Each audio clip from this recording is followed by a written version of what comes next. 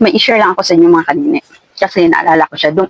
Bali, dumaan lang siya sa wall ko, pero iba yung nag-upload. Bali, isang content creator, syempre kailangan niya ng pera, di ba? Kasi may nag-comment sa kanya. Ang sabi, lunukin mo yung buto, tapos bibigyan kita ng 20k kung malunok mo. Kumain siya ng harding manok. Ngayon, pinakita niya talaga na kinain niya yung buto. Ngayon, kasi syempre hindi na pudpud yung yung tawag dito, yung buto. Yung iba nilunok niya lang. Ngayon, hindi kinaya ng doktor na matay siya kasi yung ibang buto nandun sa bituka niya. Ayun, namatay siya tapos hindi siya binayaran nung tao na yun na nagsabi na bayaran siya ng 20k pag nalunok niya yung buto.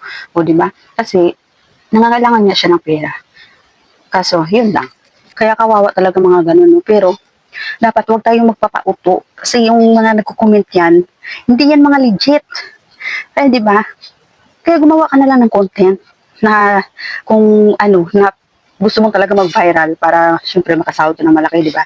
Hindi yung aasa ka sa mga viewers natin, sa mga komentor natin na ganito, ganyan, di ba? Wala, tingnan mo nangyari sa kanya. Ngayon, ang nagpatuloy sa account niya, yung kapatid niya daw. So, ayun lang, kailangan huwag tayo magpapauto. Yun ang masasabi ko.